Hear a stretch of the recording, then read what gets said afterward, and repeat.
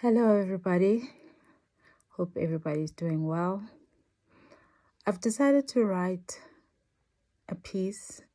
It's something between a poem and a story.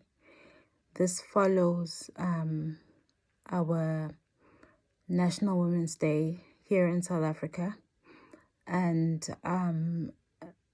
the National Women's Month, which is August, which down in my heart, I'm glad is over.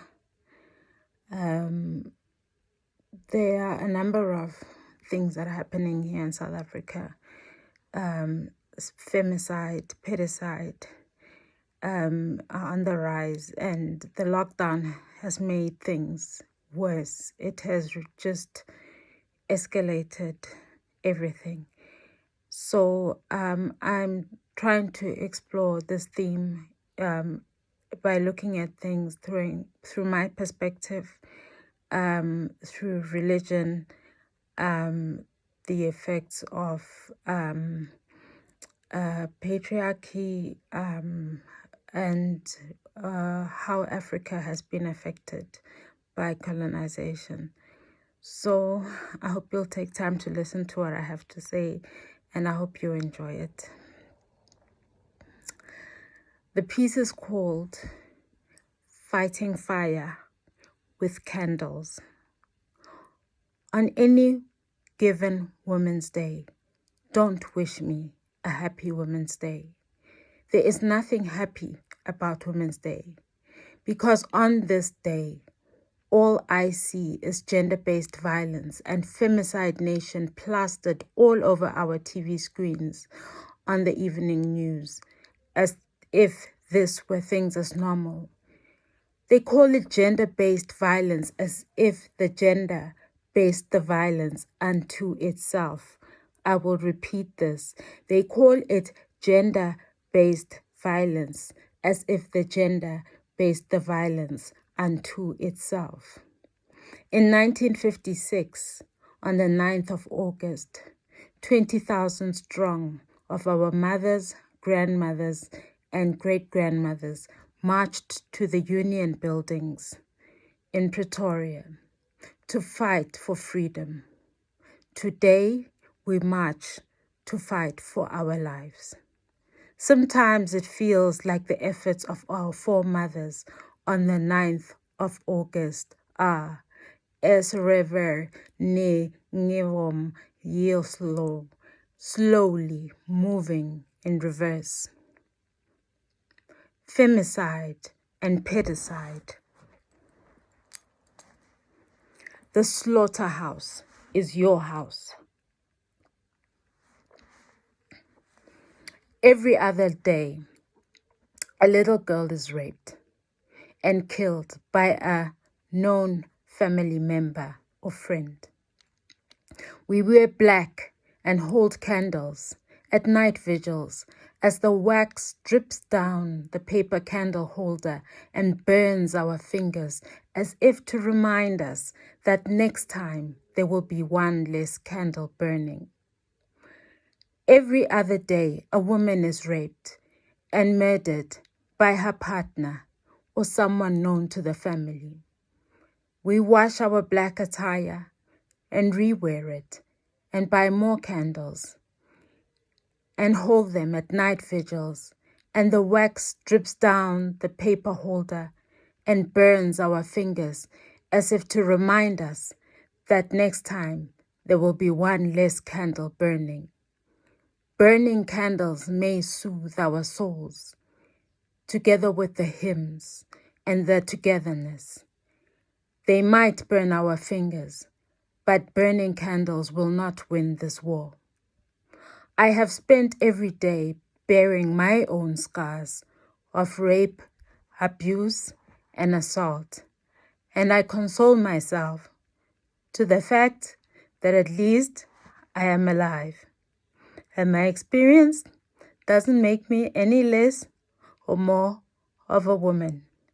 There is nothing special about me because it is normal to be raped. It is normal to be financially abused. It is normal to be emotionally abused. It is normal to be physically abused. It is normal to be harassed. It is normal for the perpetrator to be your partner, your husband, your uncle, your colleague, your friend, your father. It is normal. Fact, just ask the statisticians. You've been raped. So what? Join the queue, sweethearts. And the question is, if it has become normal for men to rape, financially abuse, emotionally abuse, physically abuse, and harass, then who is doing it? If it is normal to not go a week without a woman and child abducted and killed, then who is doing it? Someone is doing it. We all know who's doing it.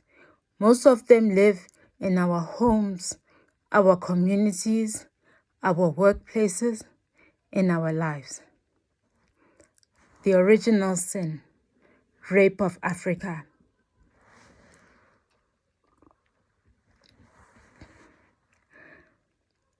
Tens of thousands of years ago, when Africa belonged to Africans, great civilizations thrived. They thrived because they understood the principles of balance. Balance between male and female, cause and effect, as above and so below.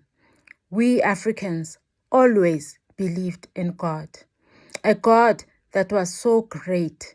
The Great One transcended gender and race. The rape of Africa 5,000 or so years ago tipped the scales. Africa was raped by the East and the West. Our mathematics, science, astrology, and everything else was stolen and claimed by the West. Kemet was renamed Egypt and is now claimed by the East instead of its beautiful black children.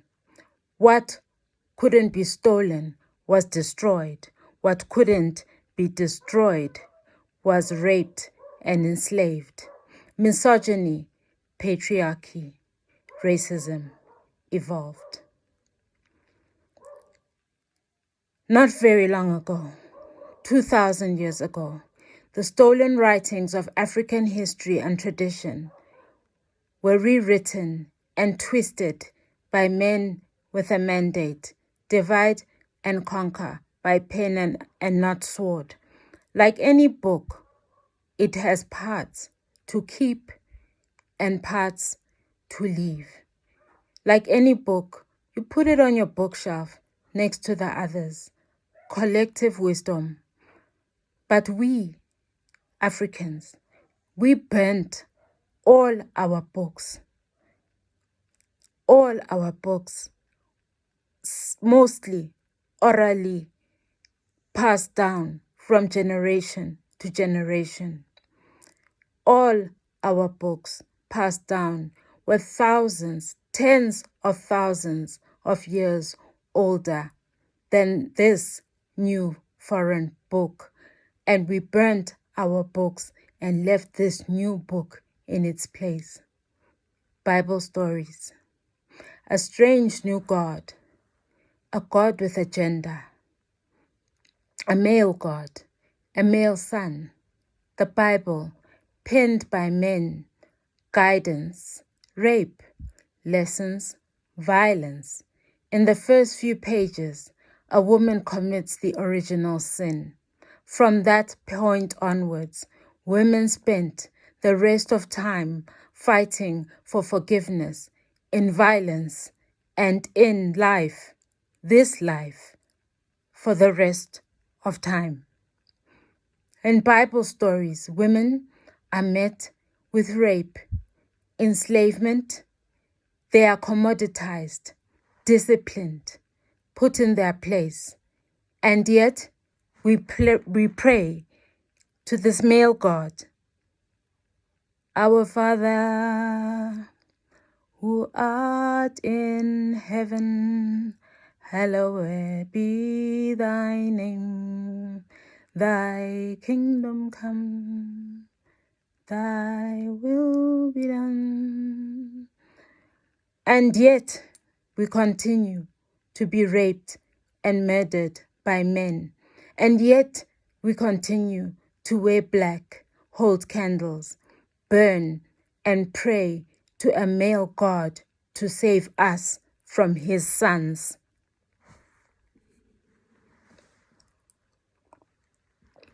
All I know is that candles are not going to fight this war. All I know is that the enemy is among us. Our government is not going to fight this war. Our government will not fight this war because therein burns a furnace so large of hot guilt, shame, dishonor, silent consent, patriarchy, contempt, impunity. A war needs an army. And an army needs weapons. An army needs soldiers, and soldiers need a strategy. Better call the ruthless all-women warrior militia tribe from Benin, the Dahomey, the fearful Amazons. Sienzani, siyahloma. Raising a nation of wives and bad boys. Mothers and fathers, especially fathers.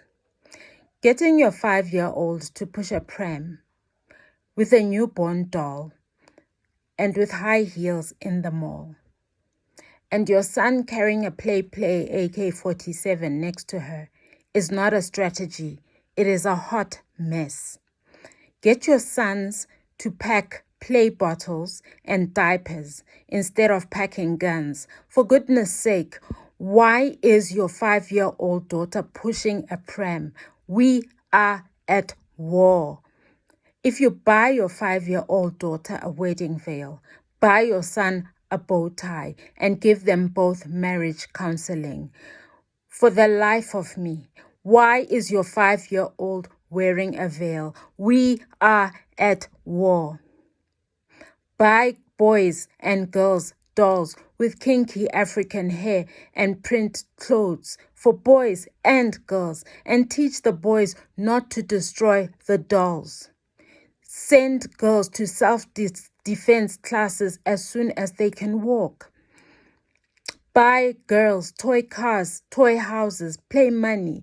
Teach boys and girls that chores have no gender, sport has no gender, activities have no gender. Don't let boys off the hook and expect more from your girls. Open your kids' bank accounts as soon as they can count. Teach them how to save. Teach them how to care for the environment. Teach them how to care for animals. Teach them how to care for all people, colors, genders, shapes, and sizes.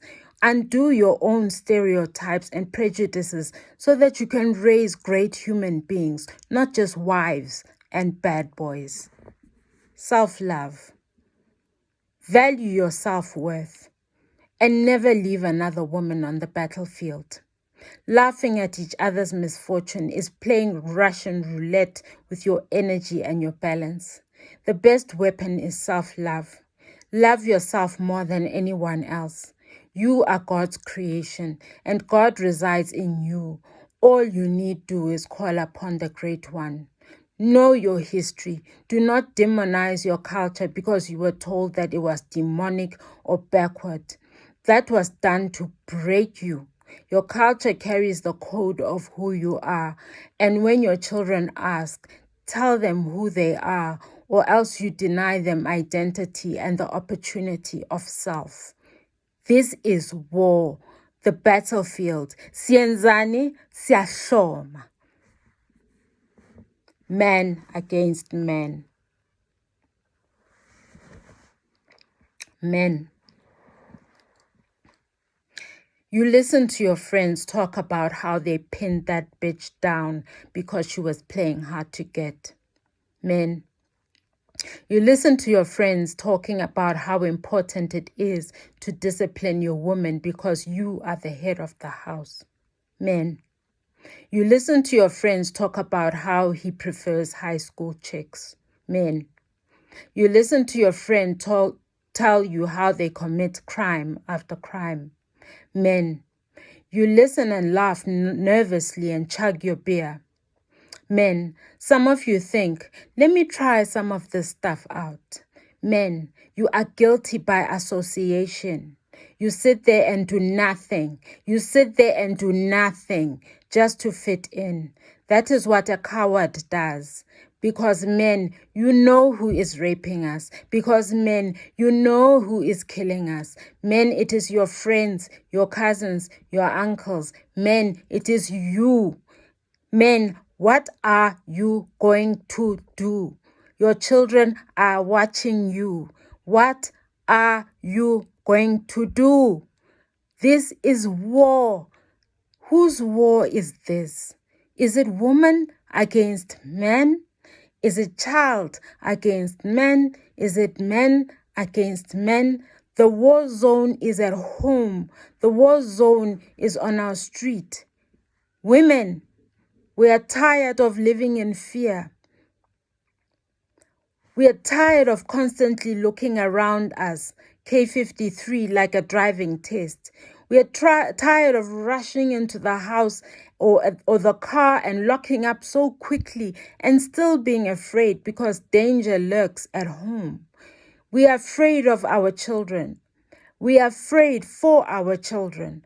Our children can't play freely in the streets like we did. We lock them up and we are still afraid. We are afraid that if they are not stolen in the street, they will be abducted by someone on YouTube. We are tired of wearing black and holding candles. In a time where unemployment is rife, women sell fruit on the street corner to buy food on the table and to send their kids to school. Most men are too proud to demote themselves from the boardroom to street corners. They drown their sorrows at the pub and return home to be head of the house. We are at war, and you aspire to be the head of the house? I said it. I said, you aspire to be the head of the house. That is all you aspire to be. So you can do what? Discipline? Beat the kids? Rape your wife? Do as you please? We are at war. We aspire to be kings and queens. We aspire for the return of African values of respect, trust, and understanding that everything is connected. Human beings, the soil, the plants, the water, the animals, the universe. If you disrespect any of these gifts, you will pay a hefty price. We have allowed Bible stories to replace our story. This is why we are at war with ourselves. We are entering a new era. Spiritual awakening. A slow decolonization of the mind. This war is a necessary purge. Righteous men will come out of hiding to expose the cowards who rape, terrorize, and kill in the name of being head of house. The great fall of the gender wars shall follow. Africa will rise again and take its rightful place as the womb of life and civilization. The queendom, the kingdom shall live side by side in balance. The restoration of the respect for life, the restoration in the dignity and strength in being male, the power of being female, and the empathy of being the gender free. Thy queendom come for this curse to be undone. Africa, remember who you are, for the true sunrise is between you and your ancestors' cries. Thy kingdom come, the king is she. Sienzani, siyahloma.